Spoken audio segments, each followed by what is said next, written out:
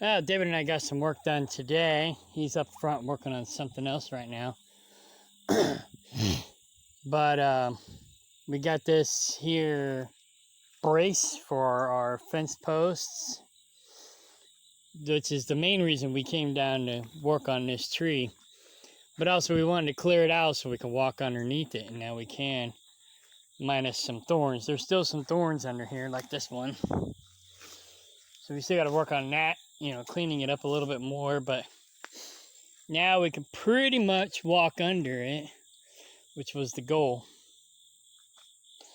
Ideally, all the trees that we do keep, once they get big enough, we're going to prune them like this, like I did these over here,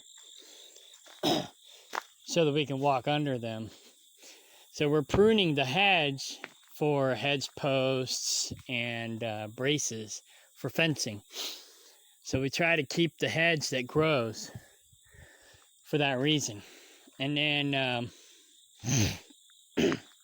and just sculpt it the way we want for potential posts in the future. Yeah. And also, we want to be able to walk under them. But we kind of let this one go for a while. But we got, I think, we got one this here brace. This one here, we're going to let it grow so it could potentially be a hedge post. And this here could be a potential brace or two. And this one here could be a potential post. Just depends on how it grows. And of course the trunk could be a potential post eventually. That'll be a high dollar post. Right now that would be like a $50 post if we was to cut this tree out. But we want to wait until it's like a $100 post. But we can, like I said, we can get more stuff out of it. Like here's another good support branch. If it brace, unless we let it grow, it could potentially be a good post. So, and like this one over here, it's got some potential posts in it as well. And so that's kind of what we've been pruning it for. It's got a real long straight one right there. This one here, that one over there, maybe this one up here.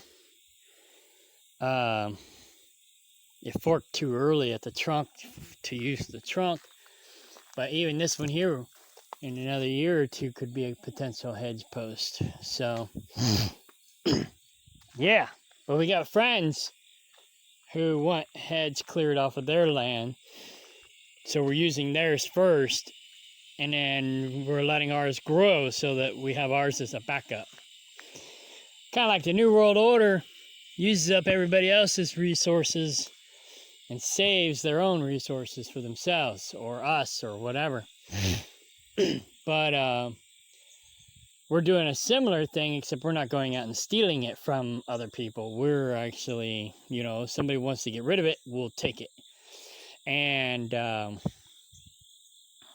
like I said, we're preserving our own for future use if we need it, and or we could sell it, if we don't need it in the future. So, yeah, save your resources if you can find somebody else who's willing to give it away for free. And then when you run out of the free resources, will you have yours as a backup? Unless the other people's who's charging is cheap enough to go ahead and buy theirs. And again, use yours as backup. So anyways, I guess that's it. I'm going to go work on the goat yard now. All right, bye. Oh, one more thing. We saved the suckers so that we can clone them. We know 2 people who are good at cloning things.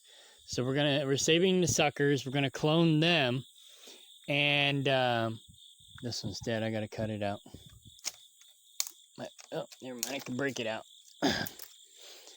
And once they get rooted, we're going to potentially use them to graft our che fruit onto. Because I got 3 che trees, but one looks like it might be dead. So I got 2 che trees. And once they get bigger, we're going to start grafting them. When we go to prune them, start grafting them onto hedge trees and turning our hedge trees into che trees. So that's what we're going to save. That's why we're saving some of the suckers. We're going to try to clone them and then graft our che trees onto the hedge. So there you go. All right, bye.